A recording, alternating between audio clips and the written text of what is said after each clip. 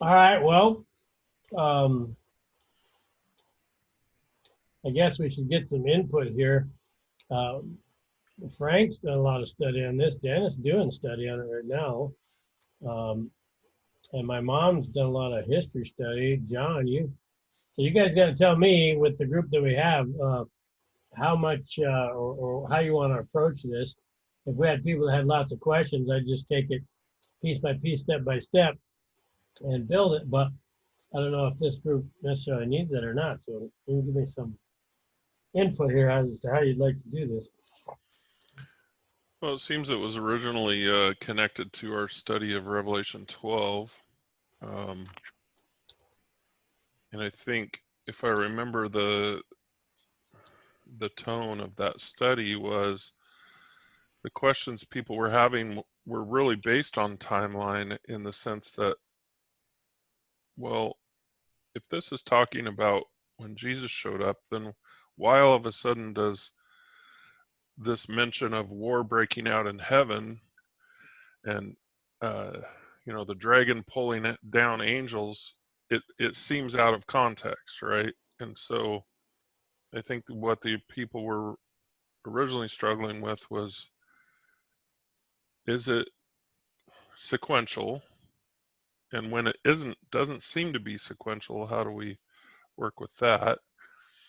And then the other question did come up about, well, how do I know I can trust the 2300 days prophecy and the 1260? Yeah, I think this wasn't to help with Revelation with the sequence there. I think what I said about that was the sequence was exactly as it reads there, but this was about previous timelines and 2300 days, and most of us have grown up hearing this stuff since we were little, but may not really know what it means to present it if we need to in detail to another Bible scholar who's not used to these formulas and dates. Mm-hmm. Like for instance, I will say, when I start researching this sort of timeline thing, I'm always interested in having as much history and dates confirmed as possible outside Adventist authors. In other words, if you look up the date 457 and maybe the date of 1798 or 538, I guess 538 is the one, you hardly anybody's commenting on it. You don't see really much explained in Wikipedia or Britannica, or I was on the Catholic encyclopedia looking for some of these times and dates, and there's some very specific ones here that we use, talking about Adventists. And so there's a bunch of Adventist authors, but I sometimes wonder, well, so am I relying on people who are trying to make that date work, or what are we doing? So I like to read stuff outside and go, well, so is this on Wikipedia or Britannica or somewhere in history, like Flavius Josephus, or History of the Reformation is a great book with lots of info in it. So to me, also, that builds strength to it, not just expecting us to bend it to our theory. Right. I just want to add that you can't read Revelation as it's thinking that it's chronological, because it's not written that way. And yeah, a lot of it is very chronological, but you got to figure out, like, there's one break in the middle where you seem to pause and then it backs up. But that one in with the Michael fighting and the dragon and so on, that actually is in reference to the time period exactly that's being discussed in 12, which is Christ on the earth doing battle with the dragon.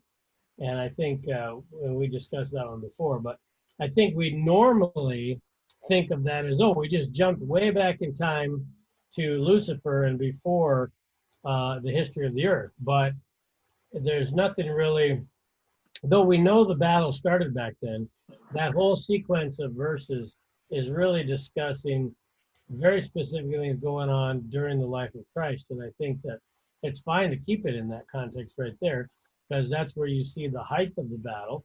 That's where you see for sure no one in heaven anymore. After that, it says in Desire of Ages, is listening to the dragon. So no more place found for him and his third of the stars, right?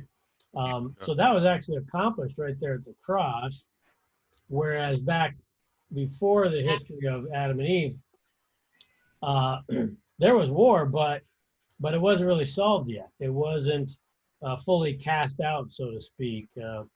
Anyway, so that's just what we were talking about a few weeks ago. I don't remember if you were on for that. That's a huge distinction, really, if you think about it, because most people will assume that it's talking about the war that happened before Adam and Eve were even conceived or created.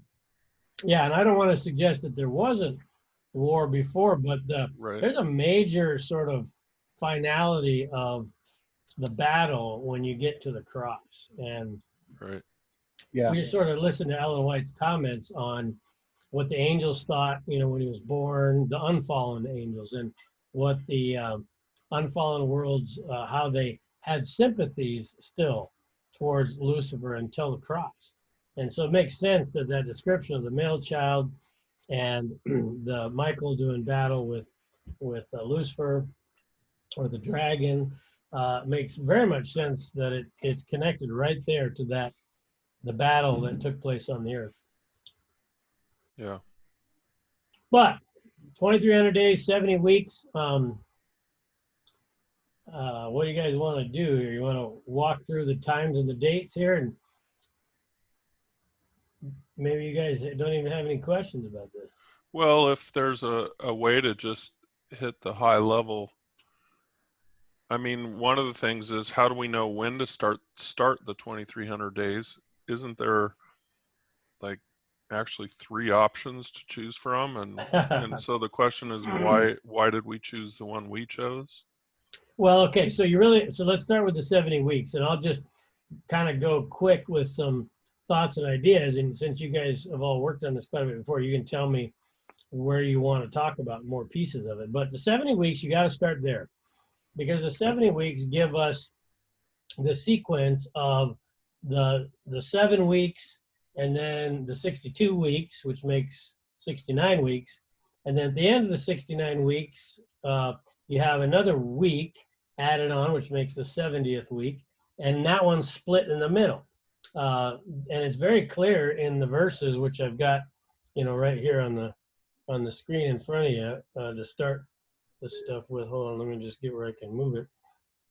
On the left side of the screen there, we're in Daniel, and it's talking about that should be 7 weeks, and then 62 weeks, and then something's going to happen.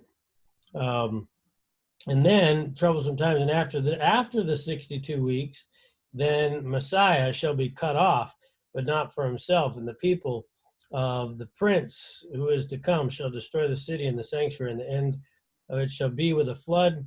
And so then you get down here to verse 27, and it's talking about that Messiah after the 62 weeks doing something with the 1 week here in verse 27, but in the middle of the week he shall bring an end to sacrifice and offerings. I think this is the place that you really got to start, because here's our dilemma, and even if you've thought through this before, the 457 BC, which is normally where we have the starting point of the command to go forth and rebuild Jerusalem.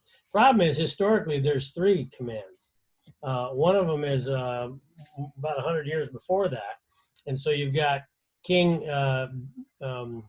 Darius first, and then King Cyrus has a command, and then finally Artaxerxes. And how do we determine which one to use?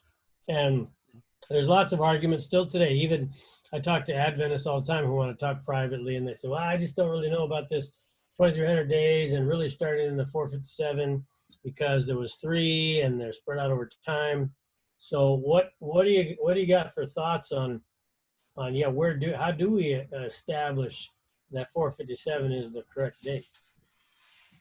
Well, I think to be intellectually honest, what you would do is plug in the timeline to each one of those and then check to see where that puts you at the end of it historically, and find out if there was anything that happened of any significance that would make it fit. Good. In other words, it's okay to try to slide this thing around a little bit and see what fits. Now, of course, we have to also establish in this that we really are supposed to use the day for a year kind of thing. And that's a whole nother controversy. People want to say, well, that was only that one prophecy there in Ezra where it established that, and so on and so on. But again, if you try this as literal weeks, therefore turn it into days instead of years, and try to lay it out so that it fits all the details of the prophecy, it doesn't work. Yeah. And so here's the other side of this little dilemma. What was the actual date of the death of Christ? Do we know? 31 AD? 31 AD. So can we get proof of that on Wikipedia or Britannica, or where do we got some factual evidence for that? Because the Bible doesn't give any of those dates. That's a good question, because most of the, because I've got that off of a 2300 day prophecy from Daniel 8:14 graphic that I have on a website, on my own website. Exactly. And that's a good point. And this is, great for us to look at and reference these charts and other people's research, but it's good, I think, to ask the question, well, wait a minute, how do we establish that? Because we established it through the birth of Christ, because that we do have in Matthew when it was done. Okay, because, so do we know the actual date of Jesus's birth, like which year? Well, what I found in what I found in Wikipedia is still not exact. They're saying most scholars assume a date of birth between 6 and 4 BC. Right. So yeah. Now we say, well, that's Wikipedia. We don't know if we can trust that. Sure. But if you check the actual encyclopedia, it says the same thing. Check the Catholic encyclopedia, it says the same thing. So all of a sudden I'm like, well, wait a minute. We can't even nail down the exact year Jesus was born. So how do we establish anything on here as a for sure starting date? Because if we knew, like when we lay out the 70 weeks, you guys all know, okay, so we've got crucifixion in the middle of the last week, which is the 1 week after the 69 weeks, the 70th week. So we know, all right, in the middle, 3.5 years into that week should be the crucifixion, but we don't seem to know. The Wikipedia gives us a range of 4 years where that crucifixion could have happened. And then on the birth, which isn't even on the drawing usually or the chart, but if we knew that, we could do some math and figure out, well, he lived 33.5 years and whatever. But it's interesting that all those things, there's like a little bit of slop in there. And prophecy should be able to be nailed down. Right. So if you have, like, let's just imagine we put all these potential numbers on the table. Yeah. What we really need is a solid at least one number that we know to be correct. Exactly. And then you can say, okay, well, this one is established. Then you take all the prophecies and you test them against the one date that is established. And then you can start to make very educated assumptions then, because you have a starting point that's solid. Right. So I spent a week, not this last week, but the week before, pouring through the encyclopedias and the history of the Reformation and anything I could find just on any website, wherever. I found a lot of Adventist documentation that just made the assumption that 457 was the starting date. But outside of that, and the charts that we as Adventists have just built, I couldn't find that you could nail down 457 for sure or 31 AD for sure. But what I did find was if you try any of the three commands, right, from Darius, Cyrus, or Artaxerxes, if you try starting with those dates, which we do have, so you pick one of those three and then try to make it land somewhere between 29 and 33 AD as the crucifixion, and they don't hit, they miss. But if you take 457, which is the only other option of a decree from the king sending them back to Jerusalem, then you actually land in 31 AD, which is right in the middle of the 4-year potential time of the crucifixion of Christ. And what we did was we used the three options at the beginning and compared them with the 4 years of options for the crucifixion. And the only formula that works is 457 and then crucifixion in 31 AD. Does that make sense? Right. Yeah, and I think that's intellectually being honest with the information. Right. Right. You're willing to test it all and allow it to speak for itself instead of running on assumption and yeah. So I enjoyed actually that because always before I've just referred to, what it says in Great Controversy or what it said on the chart and go, oh yeah, see, everybody should know this. And then I looked up Death of Christ on any other information and go, wait a minute, that's not even, we don't even have a date for that. But I think this is what William Miller went through, actually, is, trying those dates and then shifting them back and forth. And the 70 weeks, actually, one, it's not related to the 2300 days yet. It's not somehow trying to be connected to 1844 yet. It kind of stands all on its own. And the other thing that happens is that when it stands on its own and the math comes out exactly right, well, then you can try taking the day for a year off there and go what if these are little days, and try the different formulas, and you won't come up with any formula that fits with the description of the Messiah being cut off and establishing a covenant and all the components and parts that are really part of that prophecy in Daniel until you've got it like this. And then that tells me, all right, this thing is really solid, right? Not just because some Adventist organization made me a nice chart to look at. Well, and that, again, by using it that way, you are reestablishing the foundation of a day for a year, because you've actually tested that and said, well, let's look at it. If it's a literal day for a day, then let's see if it fits. And when it doesn't, then you almost have to accept the day for a year principle. Right. So. Anybody else got thoughts? Bobby? Yes, go ahead. This is Debbie. Hi, Debbie. Yeah, hi. I see if I can find my thoughts. I tried a few minutes ago here. So different people have different dates, like when Jesus was crucified, like they have 33, they have 27. And so like you were saying, I think you sort of answered my question. Where I found it was, good old Adventist, in Ellen White's writings. And so I think finding that particular place to start from, which I don't know if you mentioned it, is the command of going forth. Was that not it? Is that the key one to start with? Well, the problem is there was 3 commands spread out over about 100 years. Right. But the command of going forth to rebuild, right?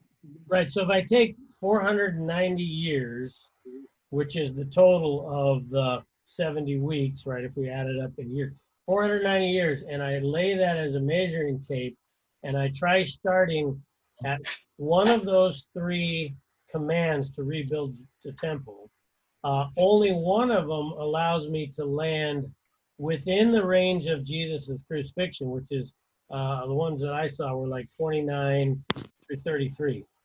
And it lands right on 31. And so I couldn't say that sort of like, well, I got this out of Britannica or I got this out of Wikipedia that tells me 31 AD is the right date. But 457 is established in other documentation as the command from Artaxerxes. And then there's the other two commands before, but if I start on those dates, then I miss the crucifixion date altogether. So it would be Daniel, then Daniel 9, what do I got, 25, is it? Know therefore and understand that from the going out of the word to restore and build Jerusalem, Right. to the coming of an anointed one, a prince, there will be 7 weeks. Yeah. Mm-hmm. But I mean, Right. that's 70 week. Is that the 70 weeks. Yeah. 7 weeks and 3 starting 2 weeks. Yeah. Yeah. So you got 7 plus 62 plus 1. But now Which you were, is this also a point of, this is the 70, this is not the 2300, right? Yeah. This is just to establish the 70. Oh, okay. All right. I got And you. what I was doing, just to say it one more time, Debbie, is I was allowing, you know, I've been asked by a lot of Adventists, and I'm going to tell you in a minute what my answer used to be. But I've been asked a lot of times, well, how do we know it's the one, the command from Artaxerxes? Because there was 2 other commands, right? And so to me, this was an exercise for me personally to say, yeah, how do I know for sure it was Artaxerxes 457? And so what I did is I thought, well, I could start from the crucifixion and work backwards. But then I found, no, the crucifixion date is like 4-year spread there. They don't know where it is. And so that doesn't answer the question until I use the whole 70 weeks like a tape measure and go, which starting point arrives somewhere between 29 and 33 AD. And that told me, okay, 457, which is one of the commands to rebuild Jerusalem. If I use that as the starting point, then the 7-week prophecy puts the crucifixion in 31 AD. And so I'm comfortable with that. Right, because it was autumn of 457 BC. Right, exactly. Now, what do the people do that have this whole different thinking, like my neighbors on the 69 weeks and that we're in like that 70th week? How do they come up with the crucifixion year? Does that make sense? Great question. And they don't actually. What they do is they move, typically this is one of the theories that I've heard and looked at, is they move the 7th week entirely out of place to the future. So they've got the 7 weeks plus the 62 weeks, which makes the 69 weeks. And depending which dates and theories they're building, then sometimes they jump the 7th or the last week of the 70th week completely like disconnected in time and jump over somewhere else. So some believe, for instance, that we finished the first 3.5 weeks, but the second 3.5 weeks is for some time way in our future. So you got like a over 2,000 year span somewhere between the first 3.5 weeks and the second 3.5 weeks. So that's my point, is that all the other theories kind of keep breaking it apart or pulling it apart or bending it to try to fit some theory that they like, instead of just testing the dates and saying, wait a minute, how does this actually, how can it fit? So Bobby, how so do they not care? They do not come up with the year that Jesus had the crucifixion? No, Not always. Not always, because or they just don't care. Then I mean, yeah, so is this the study that the study that gives us when Christ died? yeah, I think so. I think this one, at least when I look at it the way that it's presented from 457 to 31 AD with crucifixion there, that establishes a couple of things in my mind. One of the pieces is it tells us what year the crucifixion was. Probably more important than that, in a big way, it establishes the pattern of prophecy. the pattern of prophecy shouldn't be that we keep, say this, I'm a little nervous about this in Revelation, where we keep pulling pieces apart and then trying to rearrange them in time. There's some obvious where we switch in time, but too often when we can't explain it, we just come up with, well, that's not related in sequence. Well, that's not a great idea. Here if you take the prophecies in Daniel, when I worked on the first dream, which was the statue, and then the second one, which was the 4 beasts, and then the third one, which was the he-goat and the ram, or the ram and the he-goat, every single piece of the descriptions of those prophecies land in this time frame without bending it all apart and moving stuff around. So I think part of it is, yes, they're not really looking for that much consistency. They're just looking for, oh, look, here's 70 weeks, and there's supposed to be a 7 week, and there's supposed to be a 60 or 62 weeks. And then there's this other week, and so where could we put it? You know, well, maybe that's over here, maybe it's over here, and we don't really follow the way that prophecy, like to me, if I look at most of the prophecies that even that aren't timelines, they follow very kind of strict structures about how to present it. And anyway, so it makes me confident both in the dates that we've come up with here, as well as this is how they're meant to fit together, because so much of the prophecy pieces are then fitting right into the scene. You know, you've got discussion about the horns and the 4 horns and the little horn, and then we get the little horn in 2 places in Daniel, and then we get the little horn over in Revelation, and pretty soon those start overlaying to exactly line up with this whole picture of what's going on. So what happened at the 62 weeks? It says, and after the 62 weeks, an anointed one shall be cut off and shall have nothing. What is that 62 week? Well, so you have to keep the 7 weeks.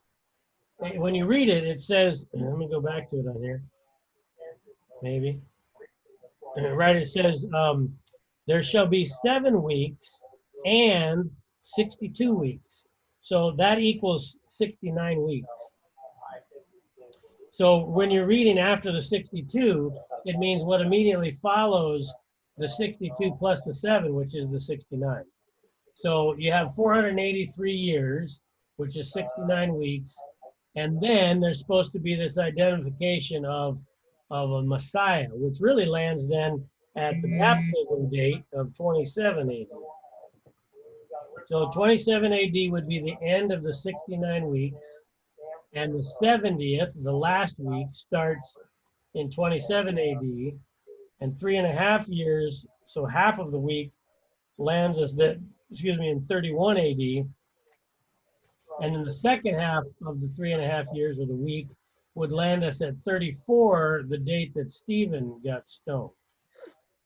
So the end is, stoning of Stephen was when they rejected, right? That's complete.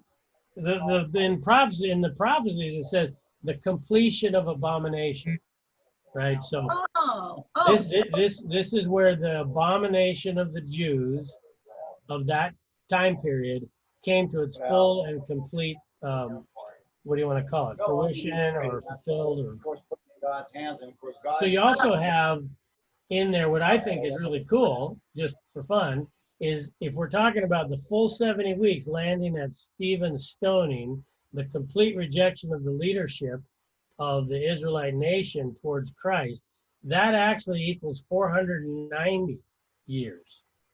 And Jesus said to Peter, you need to forgive 7 times 70, which is 490.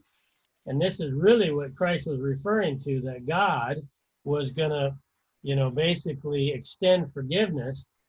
Remember, it says you can sin against, Jesus said, you can sin against the Son of Man and it'll be forgiven you. But if you sin against the Holy Spirit, that can't be forgiven or fixed, right? So really, he's referring to this 490-year time frame from when Israel would start rebuilding Jerusalem, but they'd still get off track. They'd get so far off track, and then in that final week, when Christ is going to establish a covenant, they're going to reject him, most of them. And then that rejection or that abomination was in full swing. Now, Jesus told us before the crucifixion, he did the parable of the fig tree, which was really pointing to the condition, but the condition was confirmed at the stoning of Stephen in 34 AD.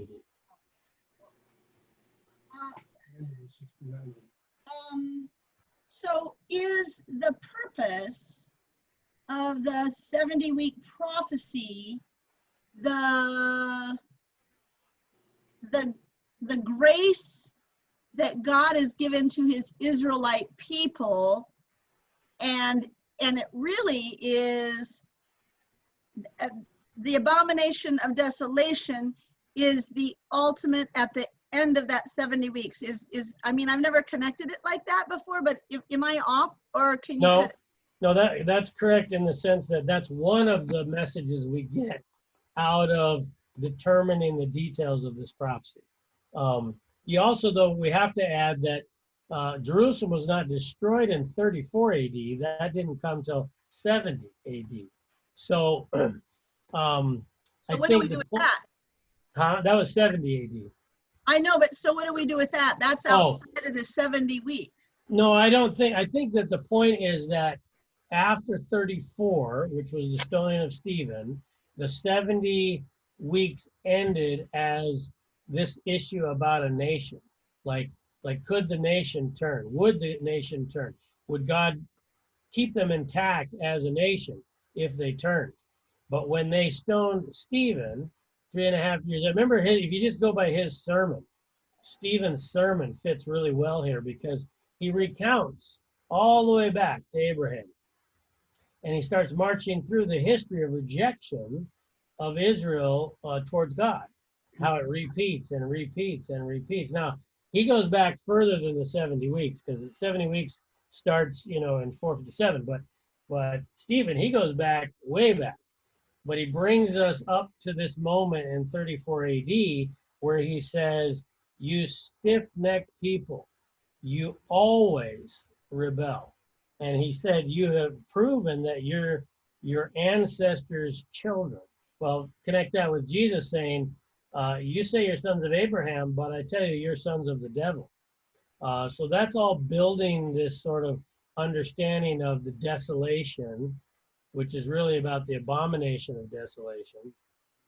And our 70 weeks, it's okay that it ends in 34, and then we've got a little bit more time, which is really where the Spirit now is withdrawing as things are getting worse and worse and worse as you approach 70 AD, which is only, 36 years past Stephen.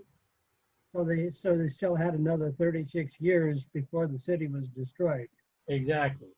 So in other words, do you think that, I mean, I don't know if we can take this and have a second application of probation close or that kind of thing, is that here they have one final from stoning of Stephen. There's those listening that are going to turn, and they have that 36 years of those people that didn't hear anything like this before turn. Well, and so largely what you have is at the stoning of Stephen, what it says in the book of Acts is after that, the disciples scattered and went to the whole world. So part of the purpose of the date in 34 was really that God would mark that, look, okay, you see this level of rejection? Maybe they were confused when they crucified Jesus, but now they've had another 3.5 years to hear it again and again and again. And they're so intent on rebellion and rejection that they're going to kill Stephen. Well, so when that happened was like the marker moment when many of the disciples left Jerusalem, not all, some stayed, but many of them left, and they now took the gospel to the Gentiles. When the stoning of Stephen is when they went to the world? Yeah, it's when specifically, because Jesus told them before, stay in Jerusalem. And he told them before that, don't go to any of the house of the Gentiles, only go to the lost sheep of the house of Israel. But the moment for that to end and for it to go blown wide open to take it everywhere was 34 AD. And is that when they had the upper room experience or before that? No, upper room would have been just at 50 days after the crucifixion. Oh, okay. I think they were still kind of doing upper room on through Stephen's story, but then specifically they went, to the rest of the world. And I think obviously 36 more years, but it switched from sort of probation being closed for a nation to it's still open for individuals. Because remember, when Titus came and the gate, well, I guess not Titus, the guy before him, and the gate was opened in the night, all the believers got out. So if there were any believers converted between 34 and 70, that's perfectly okay. That was the point of them staying longer in Jerusalem, was individual conversions. But as a nation, and any question about it ever being again about that nation should be closed when we get to this ending of the 70 weeks. Which is why I think the prophecy is talking about the conclusion or the finishing or the filling up of the abomination. Well, back then, a generation was considered to be 40 years. So basically, the end of that generation was the end of it all. Yeah, good, Ken. That's a good connection. What was Stephen? Mm-hmm. Anything else? Go ahead. I'm sorry. Yeah, I just went through the wall chart of world history. I'm sure some people have that. It's a little off too because it's from '97. Yeah. But it had the crucifixion at 32 AD. 32. Yeah. Yeah. That's close. I mean, that's a lot of data to put together. Oh yeah, this wall chart's crazy. Well, Frank, that difference in 1 year really is they probably forgot the changeover from BC to AD. So let me toss a few things about history in here, since you brought up the wall chart, Frank. Excuse me. And that is that it's amazing nowadays, even from when I was in high school, to actually dive into this history because, man, it's right at your fingertips. I mean, you can have Wikipedia, Encyclopedia, Catholic Cyclopedia, History of the Reformation, all just right there on your computer and be searching it out or your phone or whatever. So it is really useful. I did a bunch of this that I'm not going to try to reiterate all today, but once I said, okay, 457. So let me read. Can I read anything about what went on in 457 or 456 or 458, right? And reading other outside of Adventist charts and formulas, what can we read about what was going on? Who was the Pope? Who was the Emperor? Who was, and you can do that with all these dates. One of the most interesting ones to me was, we haven't got to this one yet, but the 538 date as commencing of the 1260 years. That date is like, again, you can't really nail that down in historical context very well.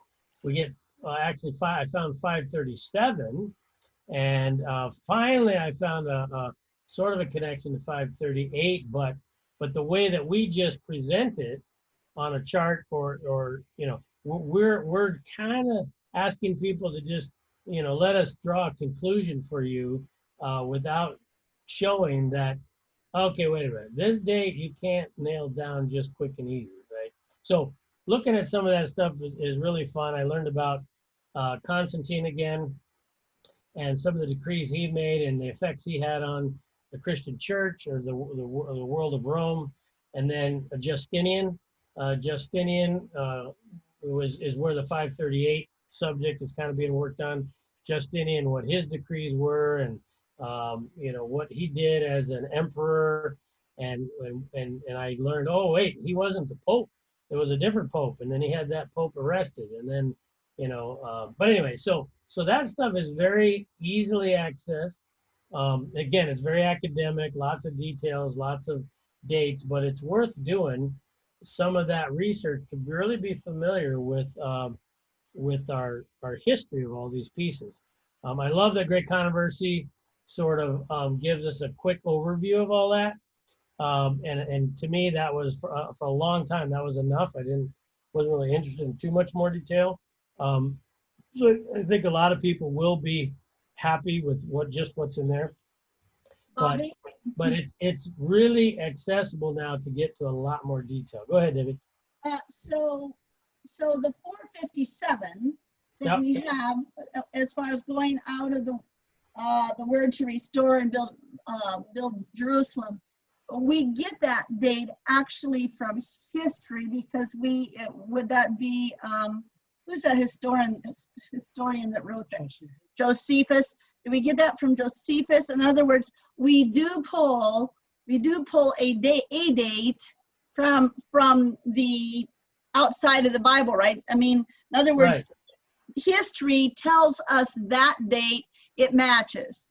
I mean, Right. It matches that this is when this happened. Is that correct? Yes, that's how we're trying to, just rediscover the pieces for our own self of where do we really get this? Is it just Adventists who made up some dates, or is it really founded somewhere? And that's what I thought was interesting about the 70 weeks, is that you got kind of a range on both ends of the 70 weeks until you try it with Artaxerxes' date, and then it matches the within the range of the crucifixion date, and that solidifies it. But I think it's just a good exercise to go through all that. One of the, if you're interested in it, one of the, see if I can find it here real quick. One of the useful things that I found, digging on some history stuff here, let's see if I can bring it up. This thing here, see, this is by Elder J.N. Andrews. So this is actually J.N. Andrews. I don't know, I didn't get around to looking up the date of his life, but it was certainly there in the early 1900s. And he was writing this paper, and this paper is fairly long. Let's see how many pages. Looks like 55 pages. But he's dealing with the controversy over the three different possible decrees: Cyrus, Darius, and Artaxerxes. And it's really good.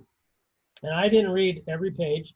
I read probably about 15 pages to really kind of get a picture of what he was presenting here. And he kind of opens it up to do exactly what I was telling you about trying it on those dates. But more than that, he establishes his reasoning as to why 457 is the only date you could use, meaning the only decree you could use. And it's pretty good. I won't go into more details on it right now, but Where did you get that? that's off of AdventistBeliefs.com. I could, let's see here if I can make it do it. Copy. See if it'll paste out the whole. There. Oh, that's really long.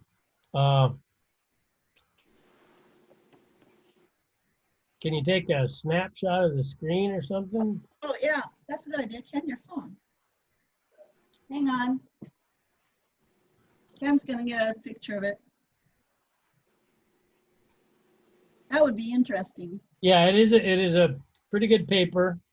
Again, I didn't read the whole thing. Let me know when I can take it off the screen. Just a second, he's just getting it.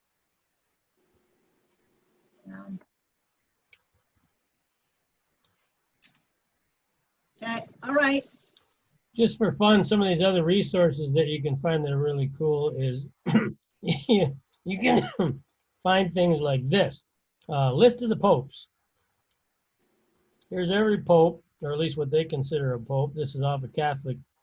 I mean, the Catholics built this, but every pope, when they were, what their names were, and it brings it all the way up to today's date. So that was kind of, it's right there on Wikipedia. See what else might be.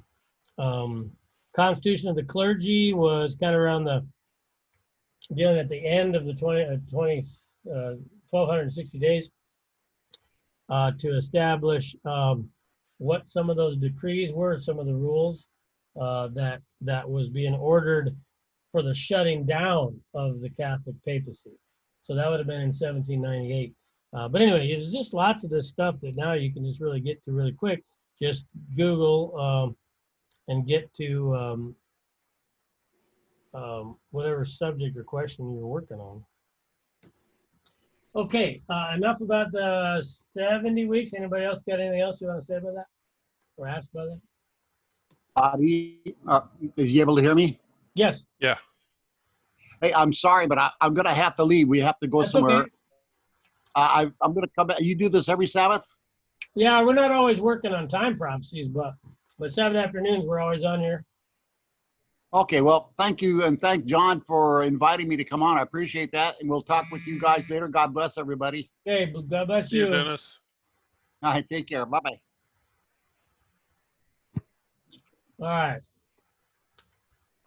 Bobby, is that part of what you have up there in the orange concerning how long will the visions be concerning the daily sacrifices and the transgression of desolation? Is that part of the 70 or the 2300? That's where we get connections to the 2300, but the daily sacrifices and the desolation are really connected to the same thing, at least the same starting point. But the daily sacrifices isn't added. It's not in there, is it? I mean, that's a Daily. yeah. The word sacrifices is. Well, what's interesting is in the 70 weeks, there's comments about the Messiah putting an end to sacrifice, and we know that was in 31 AD at the crucifixion. It was never intended that sacrifices go on after that. So when we go to the 2300 days, we have to ask the question, well, so what daily is it talking about here? Is it talking about the physical, literal killing the lambs as a daily sacrifice? Because that was supposed to end in 31 AD. But this in the 2300 days seems to be talking about it in a context after the 2300 days, which is, after the 70 weeks, which is interesting. Yeah, well, different versions they seem to have burnt offering or sacrifice. I remember studying a few weeks on just chapter 8 where I just crossed it out because it's added. It should say, and the daily was taken away from him. Well, right, which is still referring to the daily sacrifice, but it's called the daily. It's the service that was done every day, morning and evening. But I think what's interesting is when you look at the ending of the 2300 days, not the beginning, but at the ending, from the ending to the second coming, you have a bunch of language that starts to fit and match the ending of the 70 weeks, such as the desolation being completed, such as the daily being stopped, such as the abomination of desolation. You kind of, here's what I think it's talking about. The 70 weeks is referring to the ending of the gospel through the Jewish nation, and the Jewish nation falling into such a condition of rejection that they crucified Christ. And so when they then added the stoning of Stephen, they pretty much closed the door as a nation, right? Well, then you get the similar language starting to happen in reference to the end of the 2300 days, but now it's going to be about the Christian church. So you're going to have the abomination of the Christian church. You're going to have the leaders of the Christian church that make things desolate. You're going to have the fall of the Christian church. In Great Controversy, she calls it apostate Protestantism, right? But nonetheless, you're going to have these sort of parallel themes that are at a time's future in Revelation and after the 70 weeks in Daniel that kind of coincide with what we can learn about in the 70 weeks, helps us start to see what it starts referring to at the end of the 2300 days.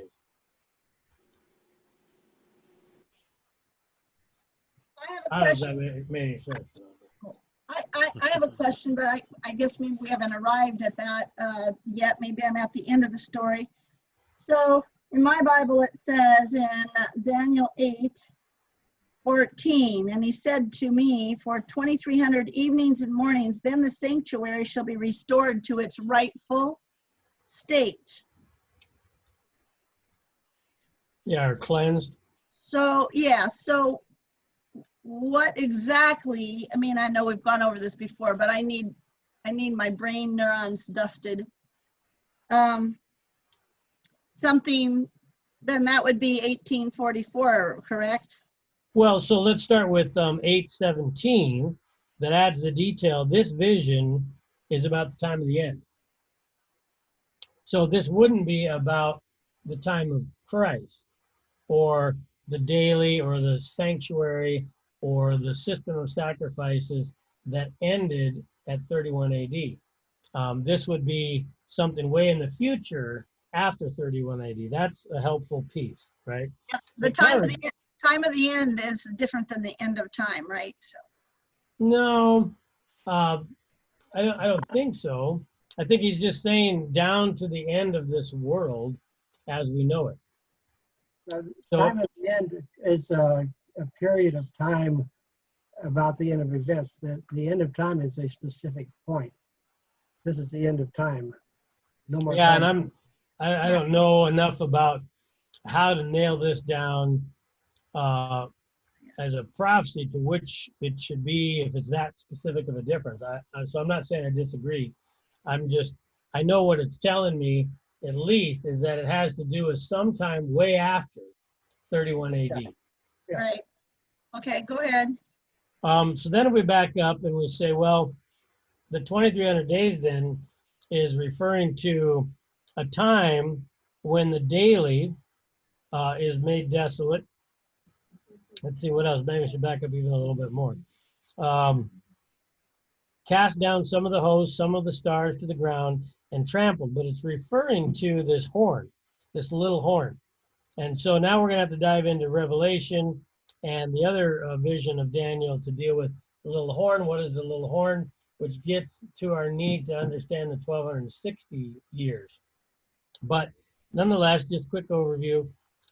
Even he's exalted himself as high as the Prince of Hosts, and by him the daily was taken away or wiped out or destroyed. So I think the difference between the 70 weeks and the after the 70 weeks part of, because 2,300 days, as you know, is going to span over all of that time. It's going to span over the 70 weeks, and then it's going to span over after 31 and 34 AD. The difference is it switches from physical symbols, so physical sacrifices and physical temple, to everything becoming about what those things meant. So instead of the sacrifice being about a lamb, it's about Jesus.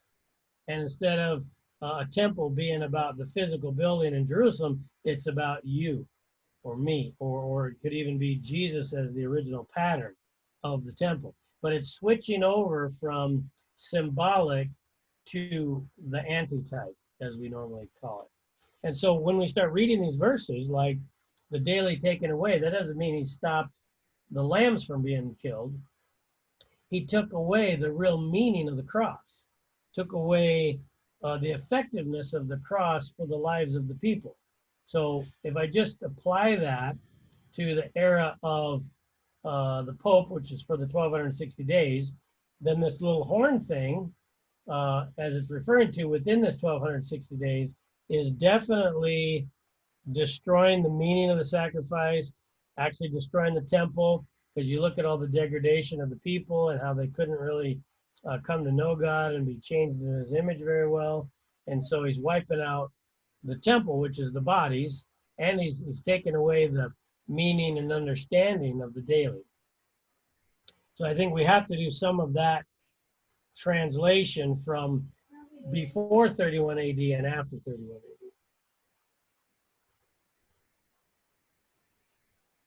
I don't know if that finished your question or not. But. Yeah. So does verse 26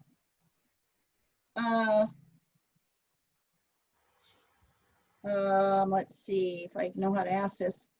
Because I have an arrow there and I'm trying to figure out, bring up my brain again. But verse 26, referring to the vision of the evening and morning, it's referring to verse 14.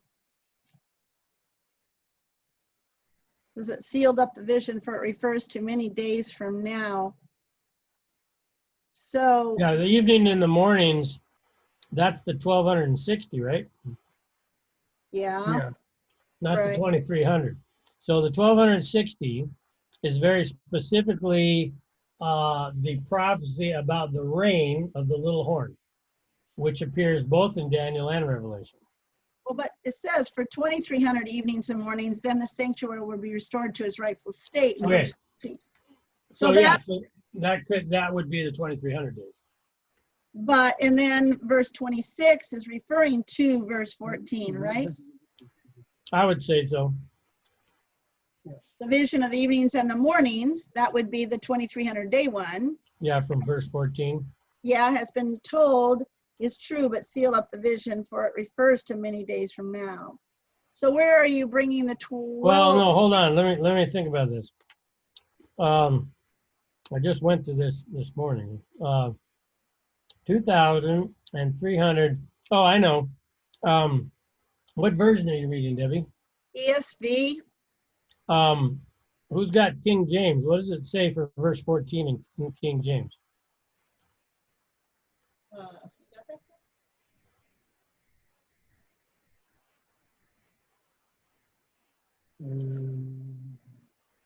Ken's bringing it up on his phone unless someone else does. I could go get the King James.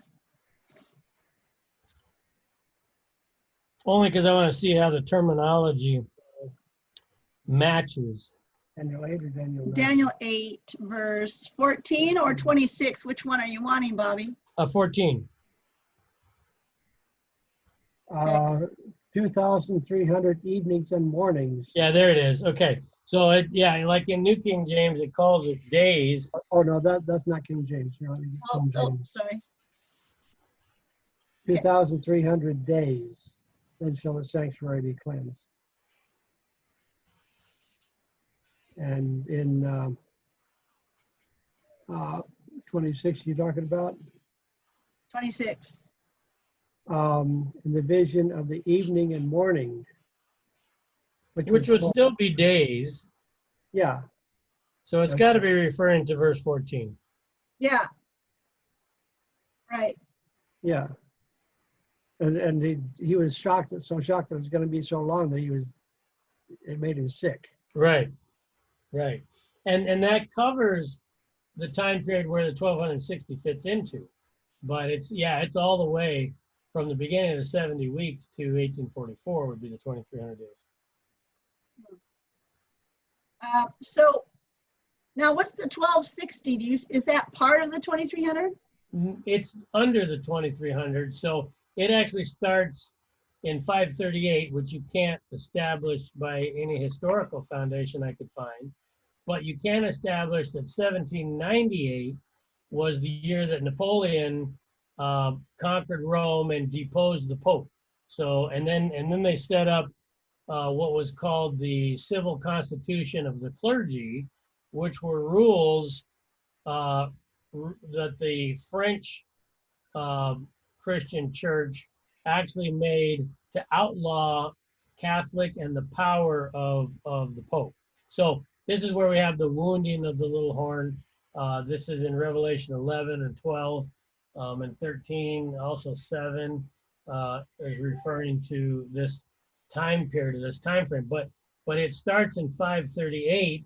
We only know that because of the 1798 date, and then go backwards 1260 years, and you'd arrive at 538. What was interesting is it's true that Justinian was the emperor during this time period, and his army did kick the Goths. They call them the Goths. I can't remember if it was the Visigoths or the Ostrogoths. I think the Ostrogoths did kick them out of Italy, out of Rome, and reset up in the most conclusive way, complete rulership of the Bishop of Rome over all of the Roman Empire, as not only the ecclesiastical leader and authority, but also as the civil leader and authority. And that was established from Wikipedia and other places. You're basically going to see that was between 536 and 539, 540. But we can conclude that these decrees, this rulership, because the battle over Italy by Justinian's Roman imperial army against the Ostrogoths, that took place starting in 537 and was concluded in 538. So again, working backwards from 1798, which is a pretty easy date to establish, we can prove by our Pope's list that that was indeed Pope Pius VI. He was Pope. Napoleon took over, stripped the Pope of his power, and that was the wounding of the little horn. So, so the 1260, you're using 1798 as a starting point. Where in the Bible do we have the 1260? 1260 is in Revelation. So you'll have it in Revelation 11, Revelation 12. There's something in 13. Daniel 7. What's Daniel 7:25 say? 7:25 says, he shall speak words against the Most High and shall wear out the saints of the Most High and shall think to change the times and the laws, and they shall be given into his hand for a time, times, and a half a time. Oh, that's there. The time, times, and half a time is 1260. Right, but then we have to find where that is. Well, then going on, it says, but the court shall sit in judgment, and his dominion shall be taken away and be consumed and destroyed to the end. And the kingdom and the dominion and the greatness of the kingdoms under the whole heaven shall be given to the people of the saints of the Most High. Their kingdom shall be an everlasting kingdom, and all dominion shall serve and obey them.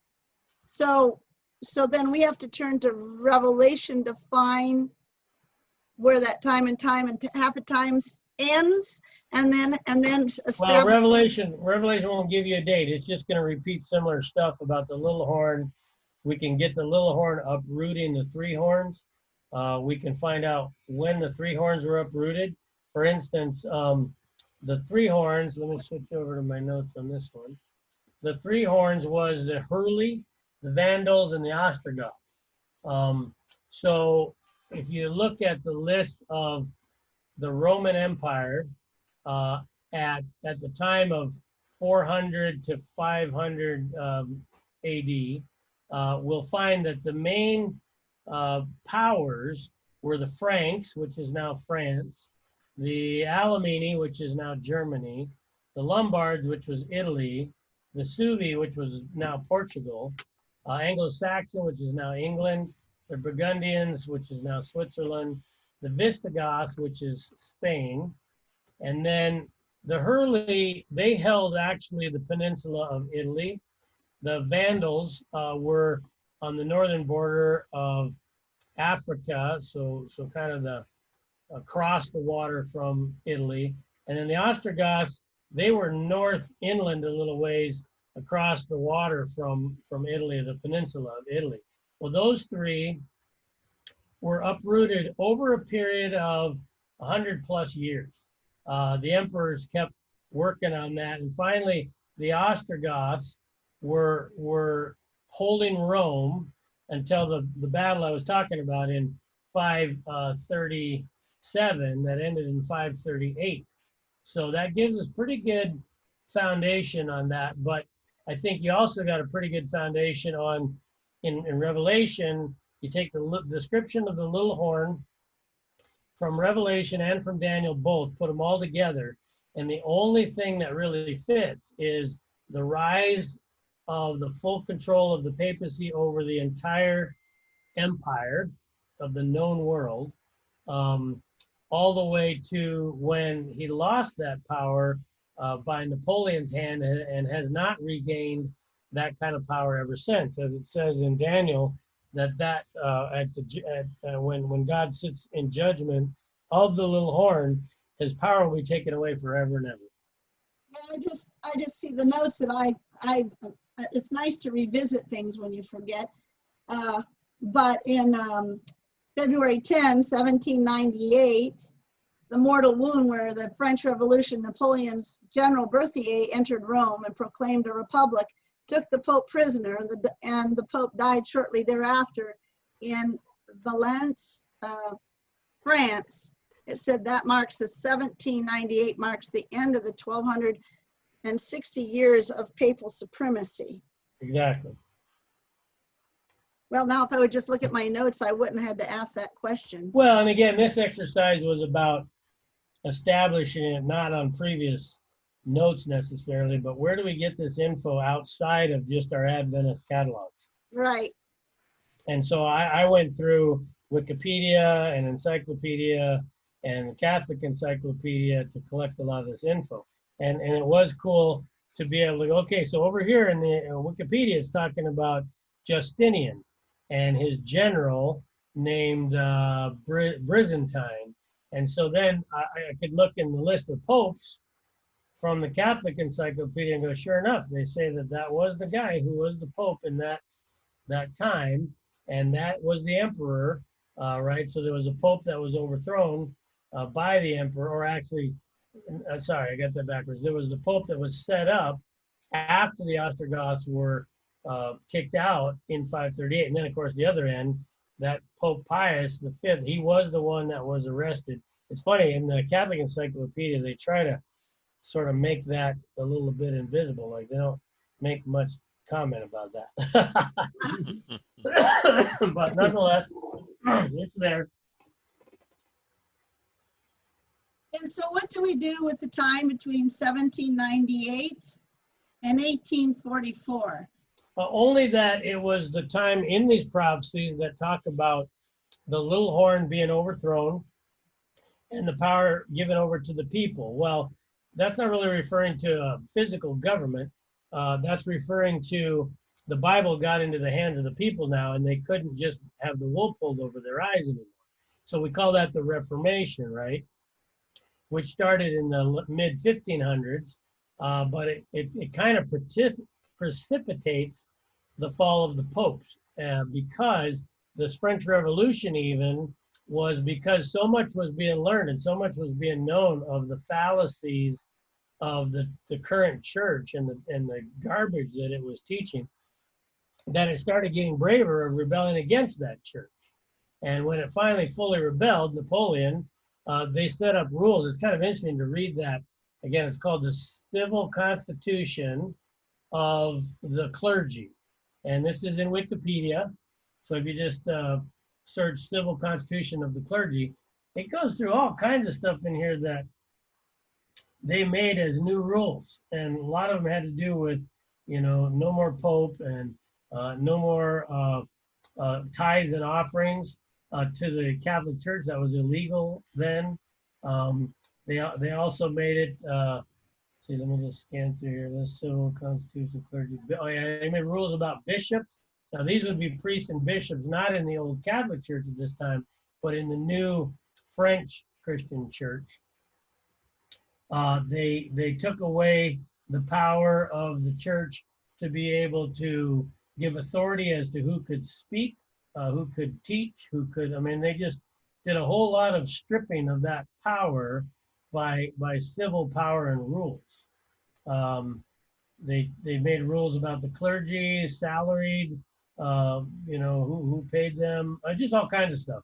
Kind of interesting just to read through some of that and figure out what the French Revolution was doing to strip away the power of the papacy.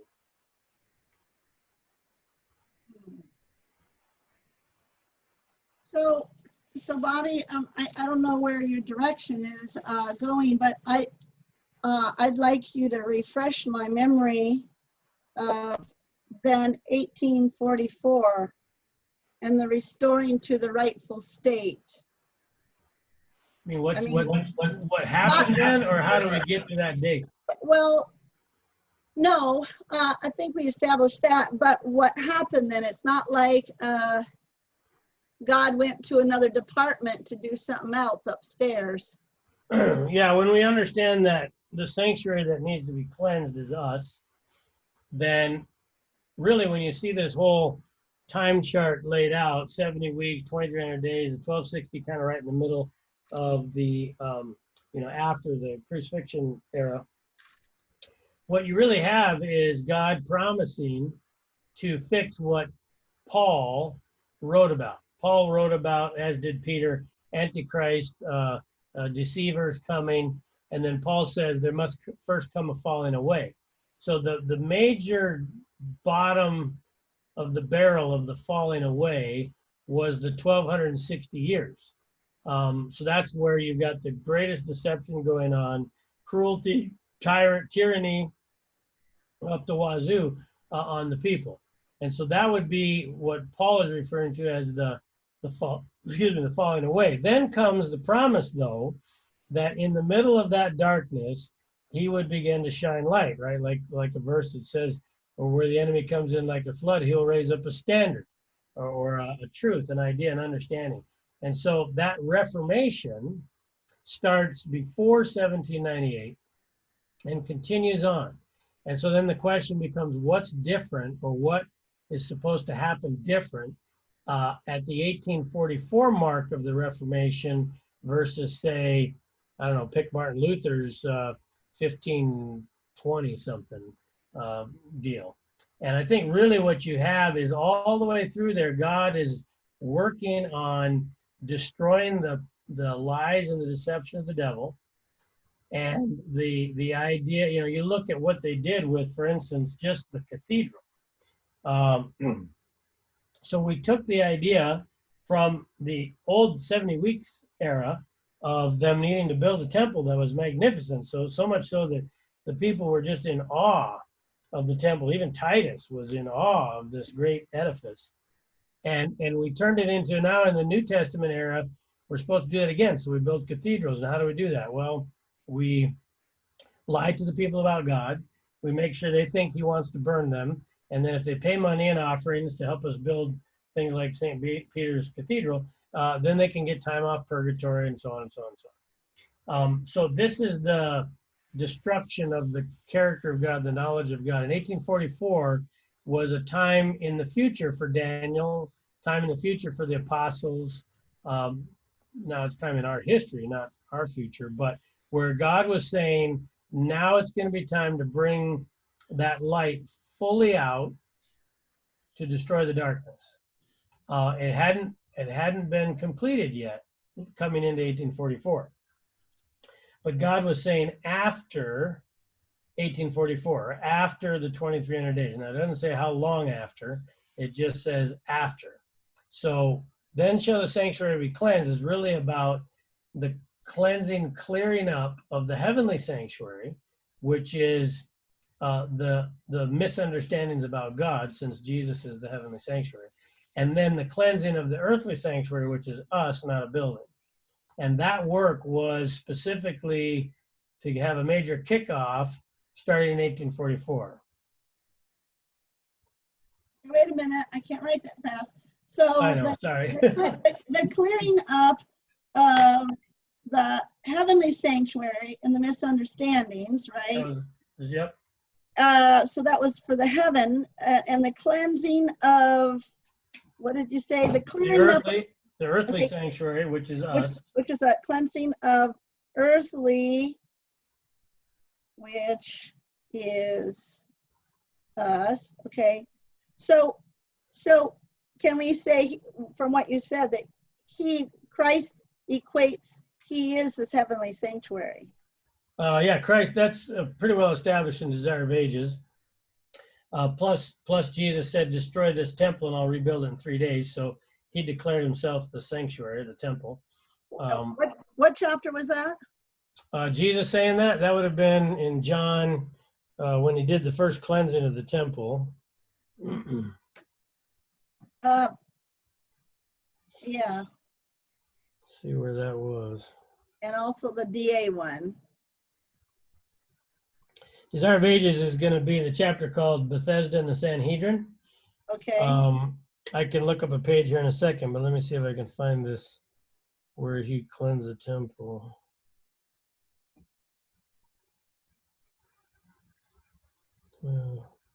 Must be back.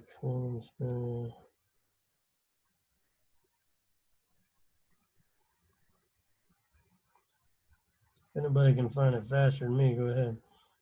Teacher, okay, that's Nicodemus. Before that,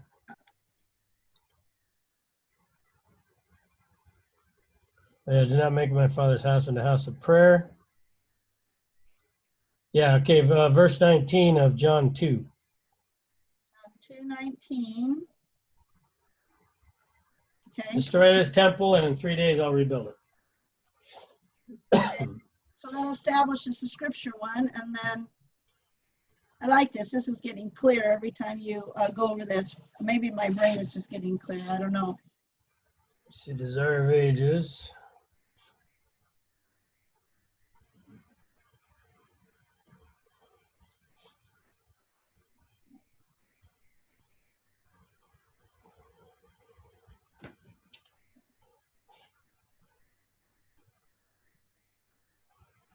Let's see, I guess I gotta go to the chapter list. Oh, I'm in the chapter already. Well, that's cool. Am I? Yes.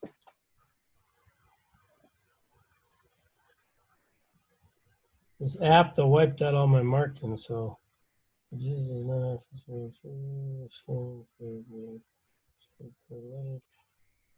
Jesus had the Sabbath. Plans the rabbis. Come to magnify the law, Jesus stated to them. Spread forbid in such case. So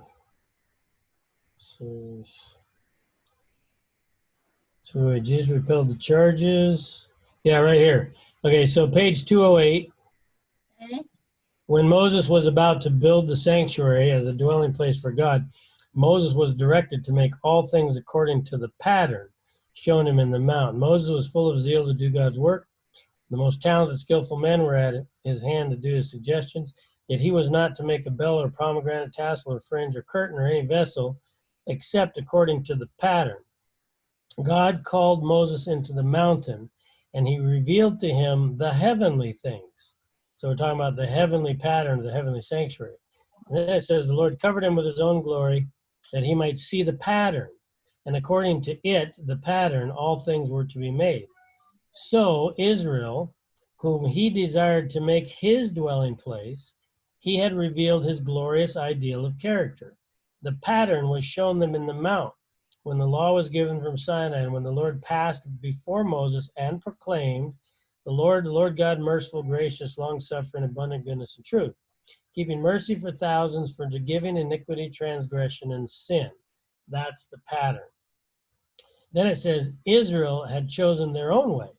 They had not built it according to the pattern. Wait a minute, I thought they built the sanctuary exactly how he said to.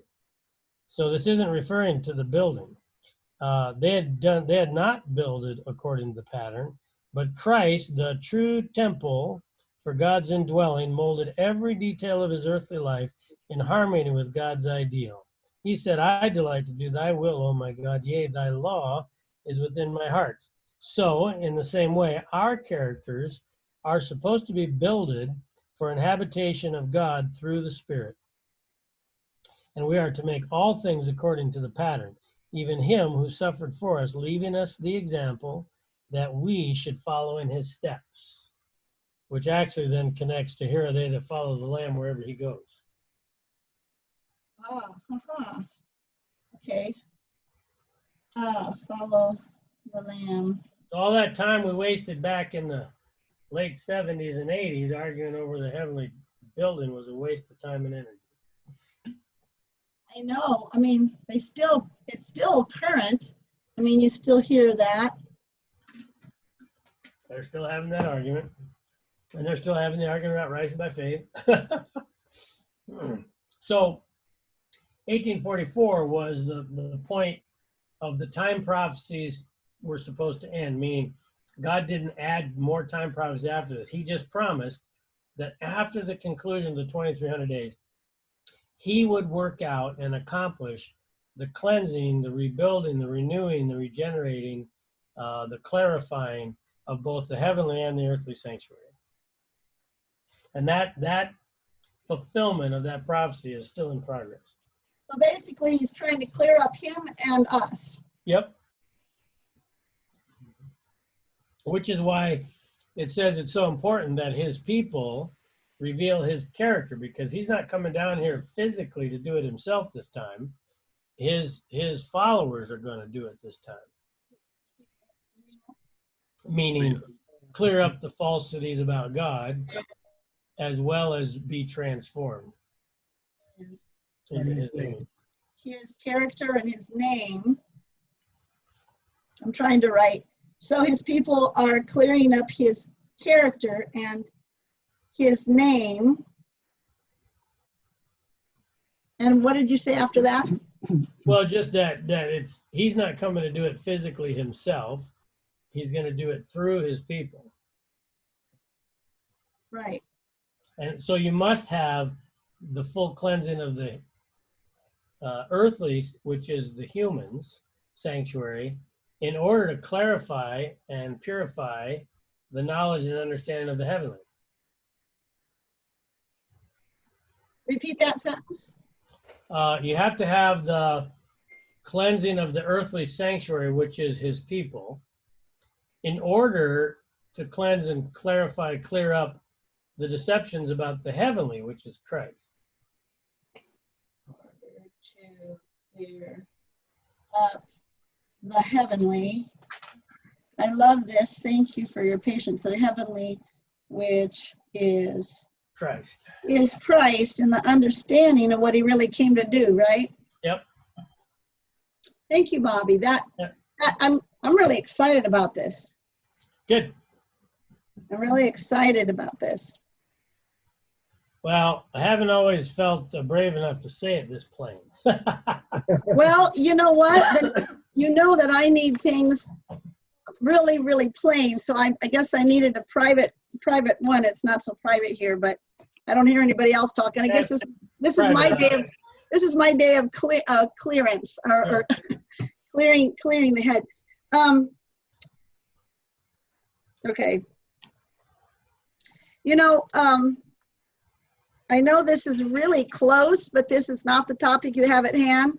But because of all that's happening, I've been going to the end of Daniel 11, very end, where we never hear anything about, and into 12.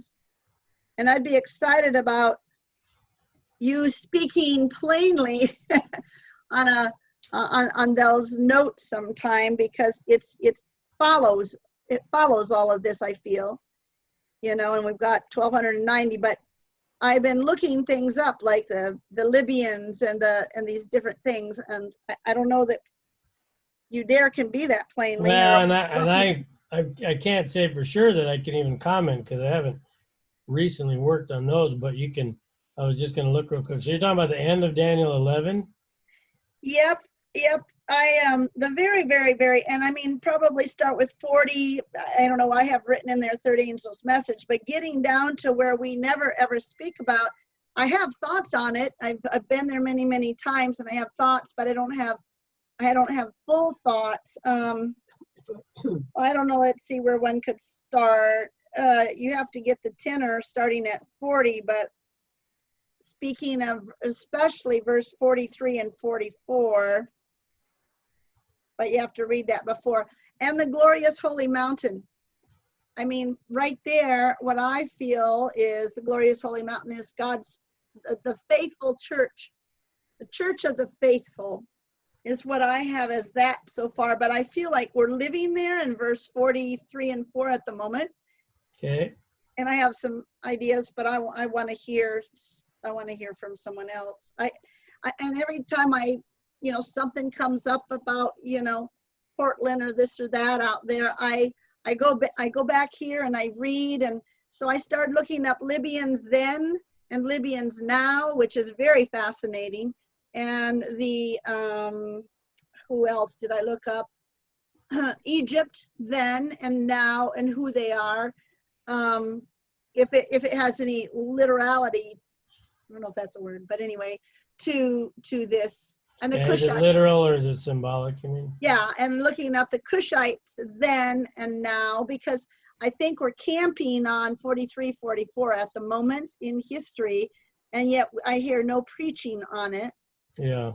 But anyway, I mean, I didn't want to distract them if you wanted to go more on to. No, This again, follows. I don't know that I can work on this too much at the moment. I've done a bit in 12, but I haven't even looked at sort of in a detailed research way, trying to figure out what I think it's saying in 11. So I can't probably comment too much on it. Right. Well, I know. I mean, maybe none of us will know until, but if we keep reading, then when it happens, we see it. And then Yeah. at the end of 12, I don't know what this is, 1,290 days and 1,335 days. I don't know. If I knew, I've forgotten. But anyway, that's just some thoughts for. Sure. Something worth working more on. And really today we're working on timelines in the past, right? So Yeah.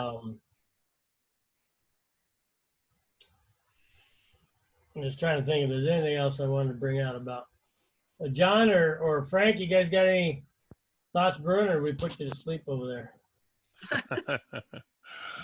No, still awake. No thoughts from me. I mean, Debbie used the term faithful church. I was thinking sometimes we refer to them as the invisible church. So, yeah. Well, you know, I guess I looked Glorious Holy Mountain. I have written here many things. You know, the paganism consistently magnifies itself against the Lord and all of that. But then we have the glorious. And I looked up the word glorious, like we have the glorious church in Ephesians 5:25-27. We have his glorious name in Isaiah 63:14. We have the glorious throne set on a high place in the sanctuary in Jeremiah 17 and 2 Corinthians 3. We got God's glorious people, God's people Israel in Isaiah 60. That's probably a key one, as well as Ezekiel 36:8, where we have the mountains of Israel. So gathering all of those, as well as several in Psalms and another one in Isaiah 4, I came up with the glorious holy mountain as the church of the faithful is what and glorious is always going to be indicating God's presence there, right? Every time something got glorious, or his character. Yeah, his character, his spirit, his presence. That's, you know, the sanctuary or the tabernacle wasn't glorified in the wilderness when they first set it up until Shekinah glory had descended into it or on it, and then it was. And that's why the cleansing of the sanctuary of the earth is so important, to reflect that character. Right. So we can shine the final shining or the final light to this dying earth. Yep, very good. I after this study here, I'm feeling like, oh wow, I've really let God down. Well, we've all been off track plenty. I was going to read Ezekiel 36:8. It says, "But you, O mountains of Israel, shall shoot forth your branches and yield your fruit to my people Israel, for they will soon come home." So that was where I got the mountains of Israel, and then Isaiah 60 is great about God's people Israel. And then of course we connect it with his glorious church when it says in Ephesians 5, let's see, let me see there. I'm sort of kind of excited about this glorious holy mountain thing. Ephesians 5, 25. Where do I have that? Well, 25-27. You know, it talks about husband and wife, and that he might sanctify her from cleansing her by washing of water with words, so that he might present the church to himself in splendor, my Bible says, or the glorious, you know, in glory. Right.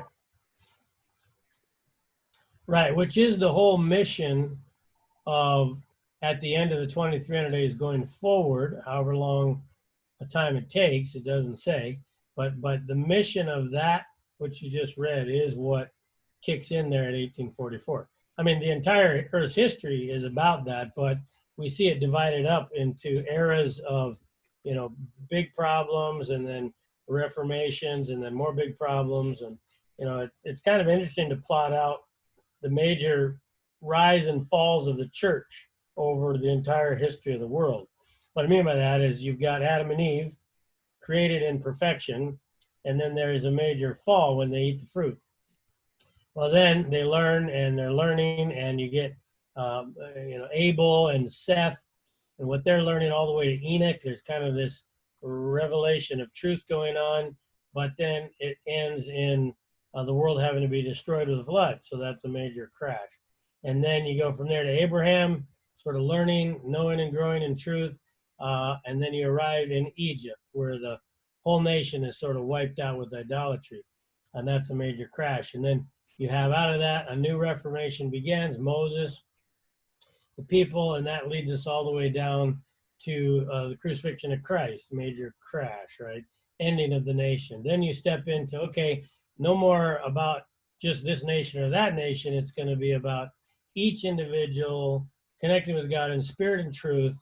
And then we have the rise of the Reformation that then ends up in the world Christian church, the universal church, which crashes now into the Dark Ages. And then the Reformation of Martin Luther. Anyway, just kind of watching those go up and down and up and down. What we can learn by paralleling all of them is all the characteristics of how prophecy describes all those events. And that helps us see prophecies in the future of how it's going, how those descriptions, what they mean. You know, like desolation, for instance. I hear so many people wanting to argue over what's the actual desolation.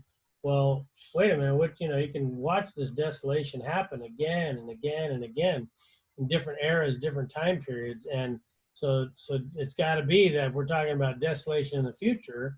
It's got to be the same kind of pattern. And that's how I sort of view working on prophecy is don't just read a few verses here and then guess at where to plug them in the timeline or what it's talking about, but looking at the patterns as they've already unfolded again and again and again, and then connecting with what would then be.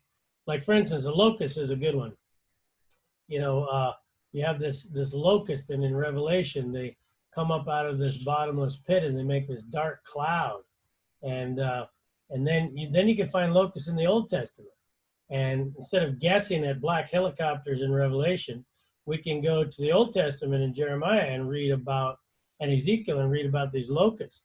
And pretty soon it's giving detailed descriptions about, you know, the face of a man and the hair of a woman, and the tail of a scorpion, and so on and so on. And pretty soon it just comes right out and says, well, the head, right, is the leaders of Israel, or the leaders of the church. And then you're getting a little bit too specific. You better not go talking about that too much further, or you're going to get shot. But it's very clear when we see those patterns, how they're laid out in previous eras of this reformation and fall into darkness and so on. And then, therefore, in the future, what is that, you know, locust out of the bottomless pit thing? It's not black helicopters. It's the leaders of religion totally blackening off a view of the sun, like hair of sackcloth, and making it unable to see. And so that's the lies and deceptions that are taught by the religious leaders of the time. And anyway, that gets starting to step on our toes a little bit, so we don't like that.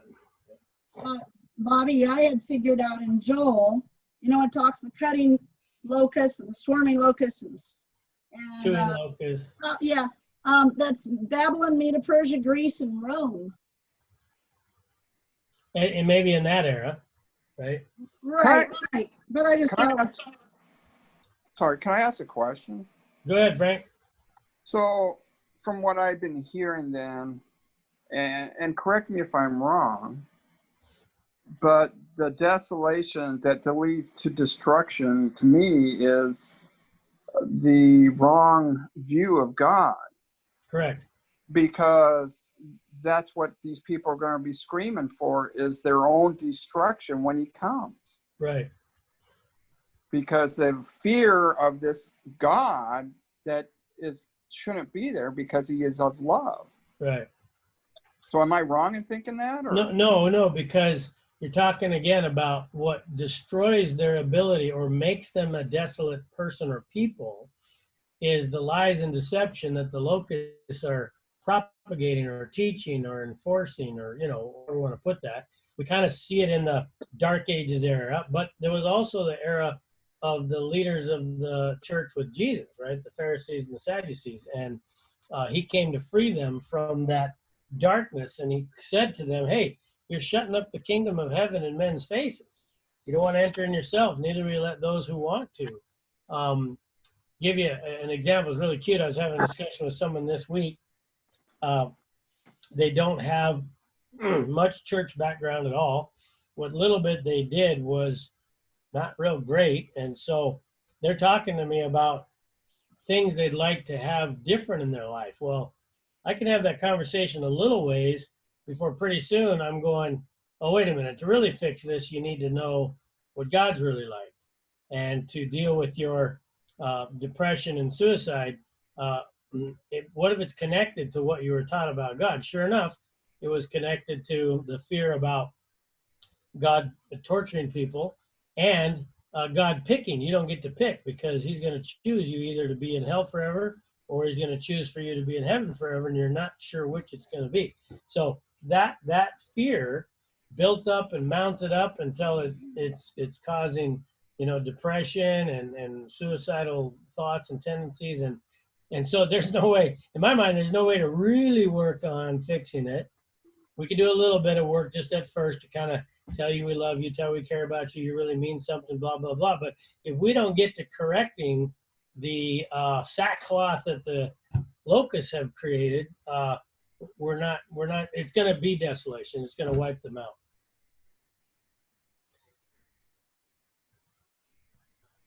So I think when we see Jesus say to Israel, behold, your house is left to you desolate, that was at the end of the woes of the Pharisees. So this was after 3.5 years of presentation of the truth, major rejection on their part. He knew that no matter what parable he told, they were going to shout, crucify him in a couple of days. So he was referring to the desolation that was caused by the abomination. That's why it's a desolation that comes on the wing of abomination, or abomination that causes desolation. The abomination was the twisticated version of truth about God that the leaders of the time were teaching. So that's about as simple as and still happens. Still happens today. Yep, still happening.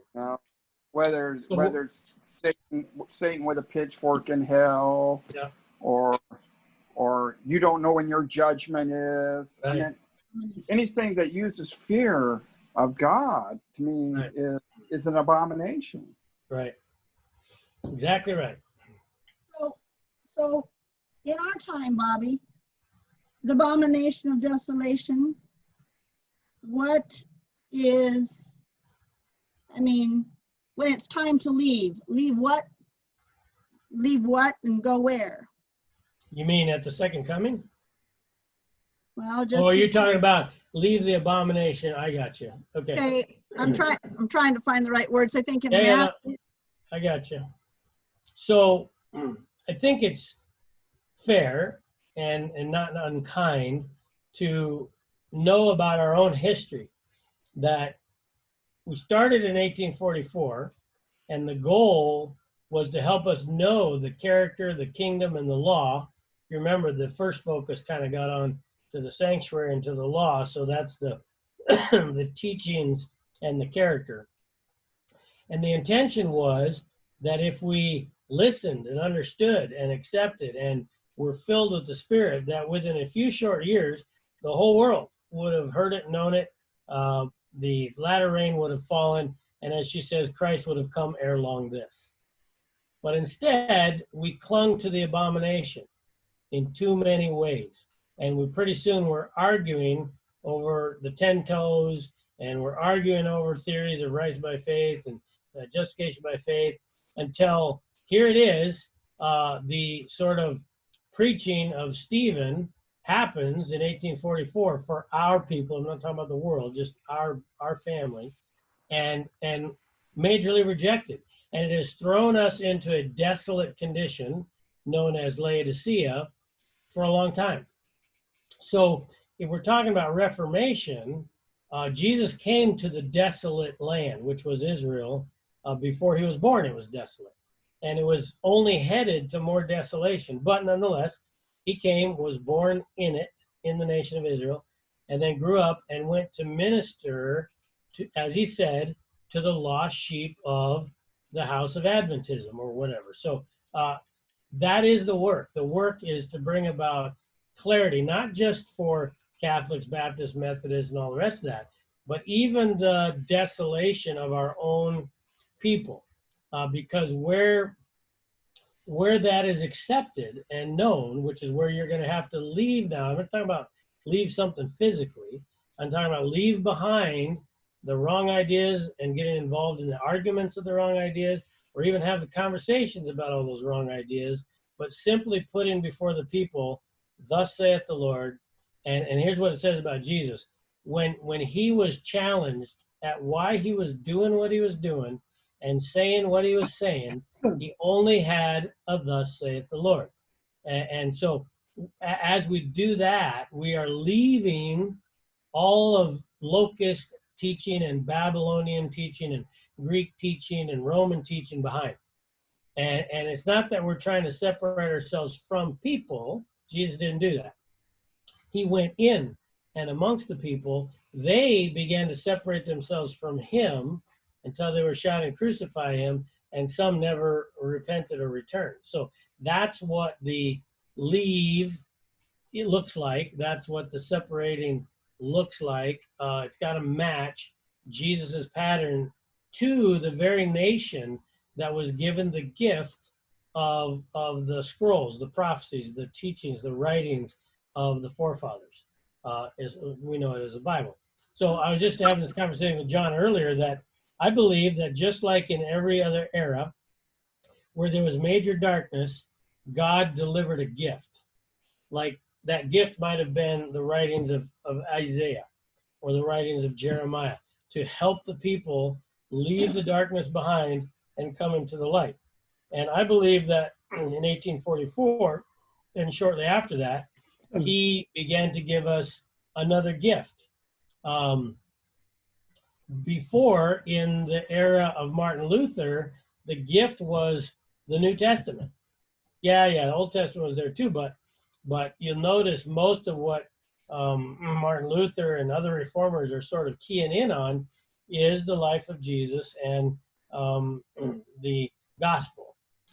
Well, then that gospel got preached in so many various ways.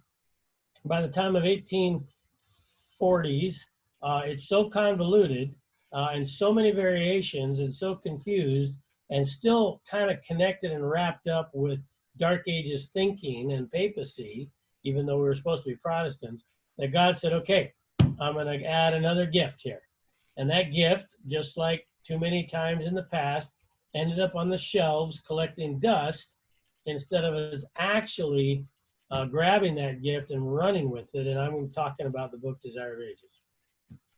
And yes, I'll add Great Controversy and Patriarchs of Prophets, Prophets and Kings, Christ's Object Lessons, Thoughts from Mount of Blessings, but primarily Desire of Ages. That's this amazing gift that should straighten all this out in our minds, but we're somehow able to overlook it because it's just on the shelf collecting dust. So, oh, you're going to say something, Ken? Yeah, another thought on the cleansing of the sanctuary in 1844. If his people on earth is a sanctuary, then the Great Disappointment removed a lot of the weeds out of the sanctuary, so to speak. Only the really committed ones stayed on. Right. So, and I was, from what you said, so I'm gathering the word leave or leaving is equal to leaving behind that wrong teaching, whatever it is, Correct. and clearing up the sanctuary, but leaving, yeah, and anyway, I just put down leaving is equal to leaving the wrong teaching. Right. So just to give you practical examples of my own self, you know that I love to go to war against the wrong idea of the cross. That's because I've left Babylon, and now we're going to teach what Jesus said about the cross. Or another one is, a lot of our people are panicked about trying to figure out how, what's that word? Spiritualism is going to sneak its way into the church, when they don't realize that the biggest dilemma of spiritualism is already in our church, and it's called prayer warriors. So we have to leave those false ideas behind and work on helping people understand the truth about all these things. And in that way, we will cause, the Spirit through us will cause the fall of Babylon. Another one is just to consider the way Jesus did that very thing, which was, you have heard it said, but I tell you that Jesus was constantly correcting their false ideas. And one of the scariest places a church can be is to think that somehow they've got it all figured out and that they have no correcting to do or to have done to them. In fact, the way we tend to do church today is actually very self-centered, because a church becomes focused on protecting self, and at the same time we have a Savior who was not focused on protecting self, but instead was focused on saving those who would become attracted to him and his character. So even in the way that we generally tend to operate church, we are not properly representing our Lord, because when we make church about setting ourselves apart from other denominations only for the purpose of making ourselves more important, again, that's not Christ-like behavior.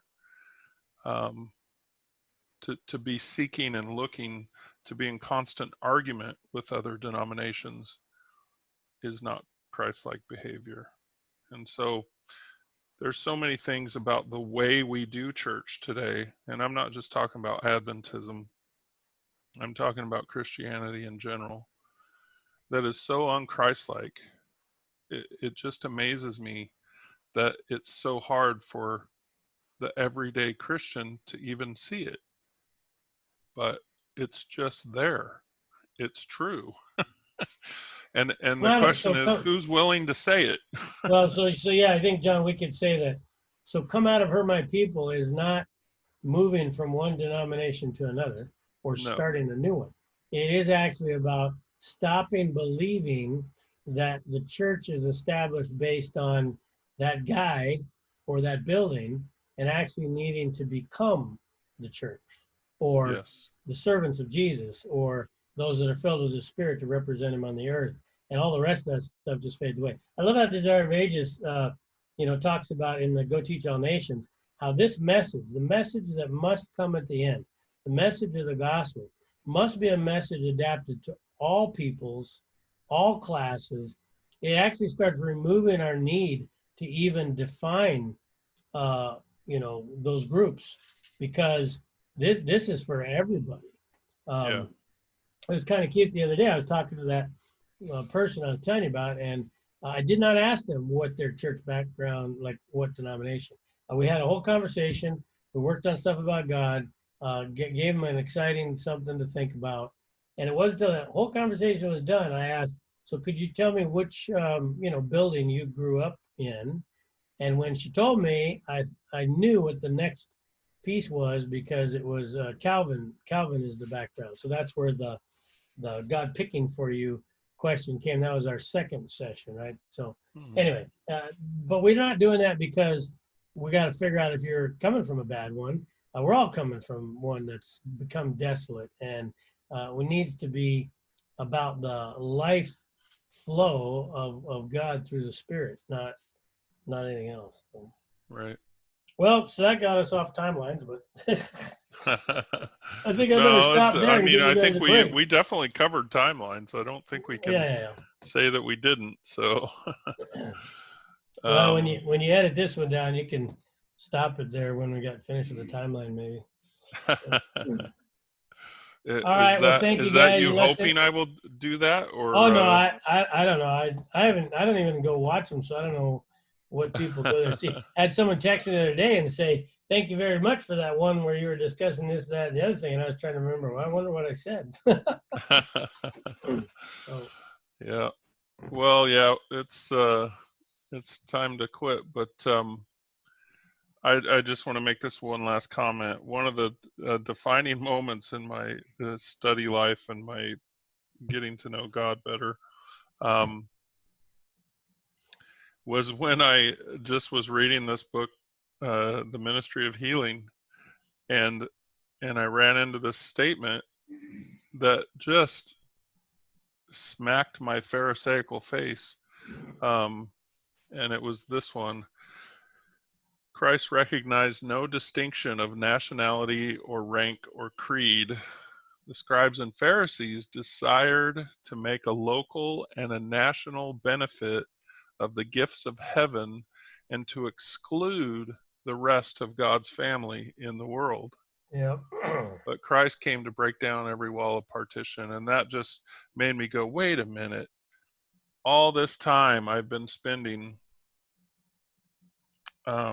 clearly defining how I'm better in my theology and my understanding of Scripture and all of that, how I'm so much better than, that other church down the road, whatever the other church may be, just got squashed, right? It just got stomped on by the truth that is in Christ. So, which is good. It's painful sometimes. The pruning is painful, but it's good, because what he's really offering is a religion that can affect my heart and my life and not be something I practice one day a week. So just wanted to finish with that thought. Well, and I was going to just say, Barb hasn't really said much. I don't even know how long she's been on here. Do you have any thoughts for us, Barb, before we quit? I'll have to confess that I literally fell asleep before it started and during it a little bit, and I'm gonna hope to rewatch it when you replay it. Oh, that's okay. We weren't trying to pick on you. You don't have to confess. I'm on call, and I guess I needed a little nap or something. You gotta get some sleep. Get that sleep while you can. Nothing wrong with that. All right, so let me have prayer, and then we'll end for today. Dear Heavenly Father, we thank you for your love and your grace. And sometimes these things like timelines can feel a little bit dry, a little bit academic, but maybe still good for us just to solidify our foundation of what you've said, and that you know what you're talking about when you tell us what's going to happen before it happens. And then even if we can't see clearly about what you said is going to happen next, that we know that when we need to know, you will reveal it. You will be able to help us to understand. But more importantly than that, that in all of this, we see the great need for knowing your character, being able to stay off the false ideas that the devil's constantly wanting to pick on and get us to do. And so we thank you for that opportunity, and just continue to inspire us in our studies. In Jesus' name, amen.